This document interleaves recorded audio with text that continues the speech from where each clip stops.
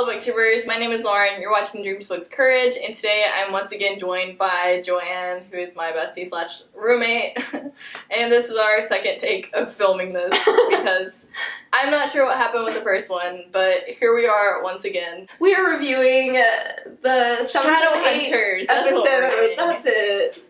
Yeah, we were going to do a season wrap-up of Shadowhunters, but the last one we did was 30 minutes long, and it took 2 hours to edit, so I decided we should probably just do like 1 to 2 episodes per video. So here we are, doing episode 7 and episode 8. If you have not yet watched Shadowhunters, do not watch it until you have read City of Bones, or if you just don't like it. I mean, who can blame you?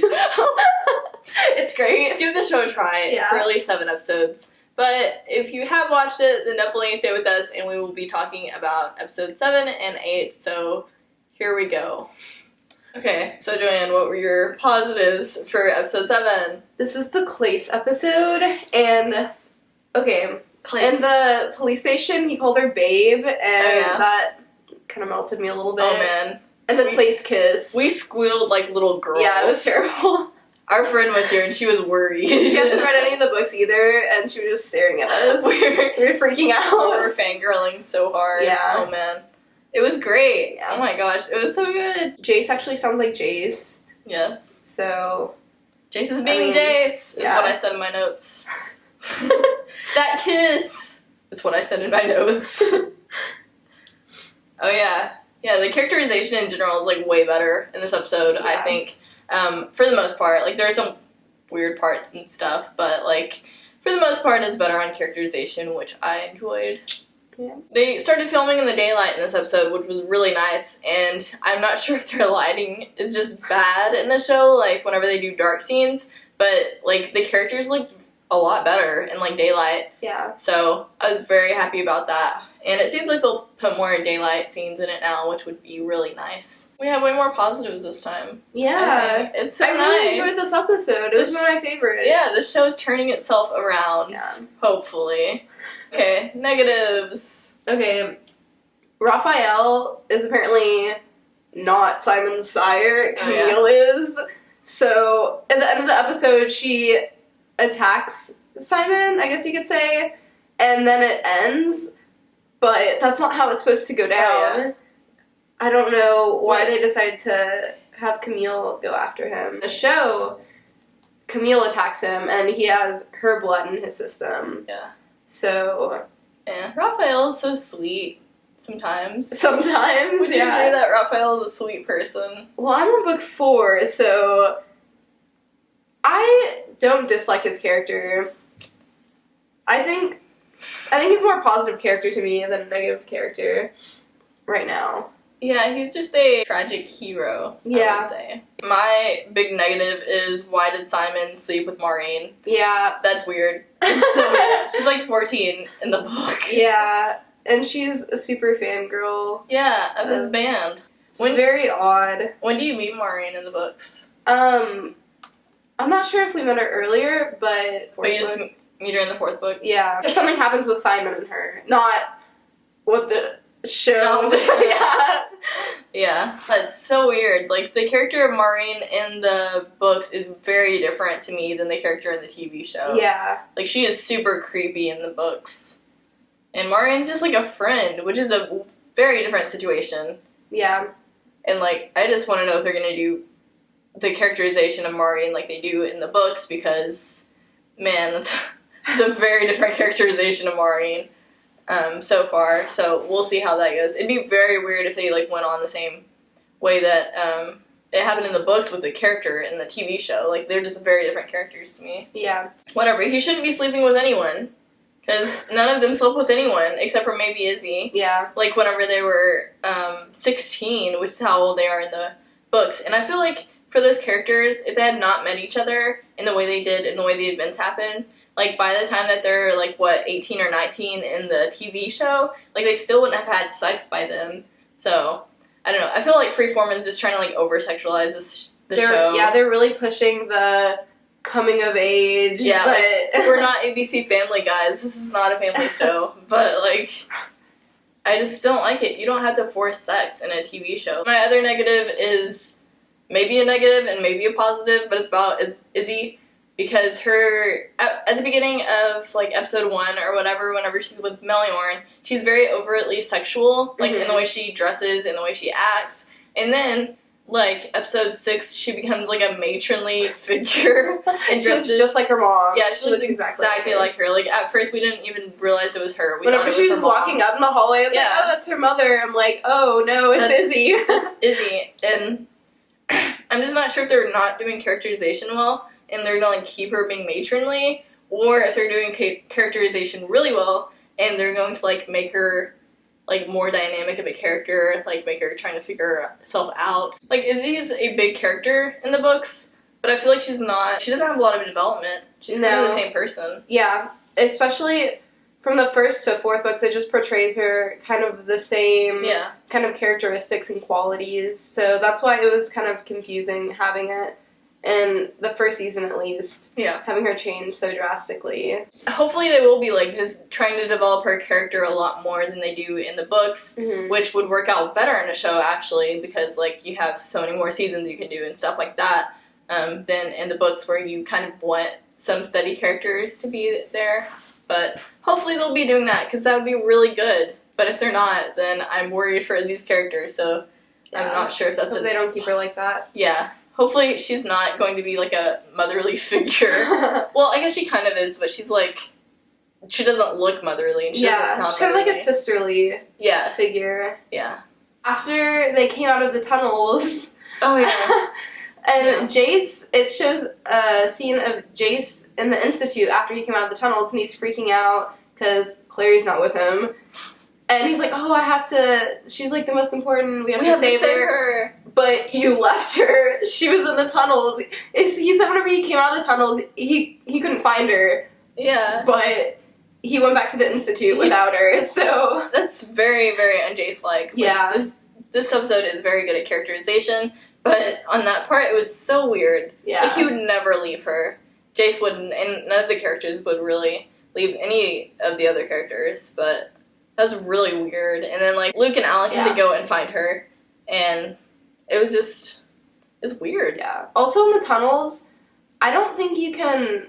With the Mortal Cup, I thought it was, like Christine said, I thought it was the sword that controlled the demons. Or at least had them, like, to keep them back. It's definitely not the cup. All the cup does is it makes more Shadowhunters. Yeah, and the thing that warded off demons in the books, at least the first couple books, was a rune that she had on her, not the cup. I don't know if you remember that scene. It was in front of Luke's house. And also, like, the way she's getting the cup is so weird. You don't just, like, get the cup out and you, like, put it back in and, like, you do all this stuff with it. Okay, now for episode 8, what are your positives?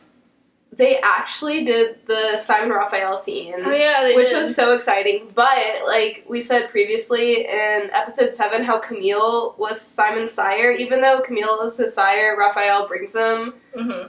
I don't know. There's, like, this weird disconnect. Yeah. Where they're showing Raphael to bring him, but I don't know. Because it was supposed to be Raphael all along.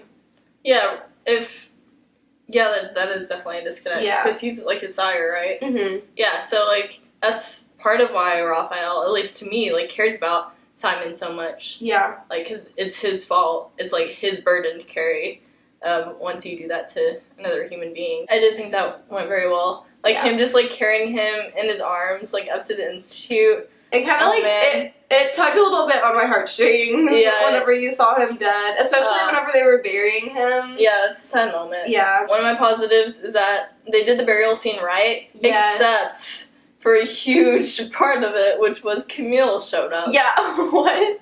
She's like, what did she say? That he belonged to her or something like that? Yeah, because... But... That never happens. Yeah, it's Raphael. Sire. Yeah. Whatever. I don't know why she's there. And she just disappears after Clary... Yeah, Clary punched Camille in the face. And then Camille got surrounded by vampires. Yeah. And then... What they did? They, like, ran away or something? Yeah, they clustered into this group. And then I think the commercial started. And whenever you came back, they weren't there anymore. I was like, what? I don't know what the point of that was, but... So weird. It was unnecessary. Yeah. They could have done, like, something way better at that time. Yeah. that was annoying, but the rest of the burial scene was done well. In the book, it's shown to be, like, a pretty gruesome scene. Yeah, they did that pretty well. Yeah, he, like, tackles Clary, too, in the book. Oh, yeah, he just, like, acted like he knew her. Like, he didn't know her at first in the books. No. He, like, forgot her. He freaked out. And Clary threw up, which I felt like they should have left in there, because, like, she's such a weak character. Show her humanity. Yeah, like, if you're gonna paint her as a weak character, go all the way, like, make her throw up whenever blood is shown. Yeah. Yeah, before her training, especially in the books, she was very helpless. Yeah. And she was not used to seeing all of this stuff. Yeah, which I feel like is another reason why, like, a lot of people, after they read City of Bones, they don't want to continue on, because, like, she's so annoying, and she's so, like... Yeah, it was my least favorite book after, like, reading, out of the 4 that I've read. She's so weak, but, like, she becomes more strong. Whenever Alec took off his shirt... Yeah! We didn't. Did you put that down? I didn't. In shock. Yeah, we were just... We couldn't take notes, we were just... at the screen. Yeah, and then, like, Magnus came in and he was like, please don't put your shirt back on. Yeah. He's like, I don't mind it. Like, we don't either. We were just both in shock. Oh my gosh, we almost just didn't even talk about that. Wow. That's probably my favorite part of this episode. Maybe. I don't know, I like the burial scene a lot. That's probably my favorite part. I don't want to put that. My favorite part was the shirtless guy. Whenever Simon and Raphael... Okay. Simon freaks out that he's a vampire, and he runs away, but the effect of him, like, running away, it hurts. Stop it. If anyone who has any control on Shadowhunters is watching this, stop the fast motion, the slow motion. The Matrix looking effects. All of it.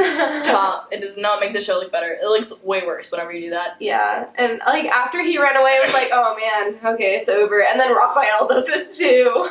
Like, it makes the show look so cheesy. And, like, if you want to be accepted as, like, an actual channel that can produce a fantasy show, don't make it so cheesy. Like, I understand it's first season, but, like, oh, it was too cheesy. Yeah. It hurt. It always hurts. After that, it was such a good scene, and then that happened, I'm like... They always have to do something to mess it up a little bit. Oh, Valentine, as a character, he seems very different than he does in the books. To me, at least. He seems way creepier. Like, he just was very creepy, like, around Jocelyn. Like, we really don't see Jocelyn at all, and I guess they're keeping her in there for, like, a paycheck or whatever. Like, she's supposed to be in, like, so many episodes. Yeah. But, like, it's so creepy, and it's not the way I would think, at least, of Valentine being portrayed. He's a very, like, scary, horrible person. And, like... Very intimidating. Yeah, like, there he just seems like a creepy person who just wants his wife back.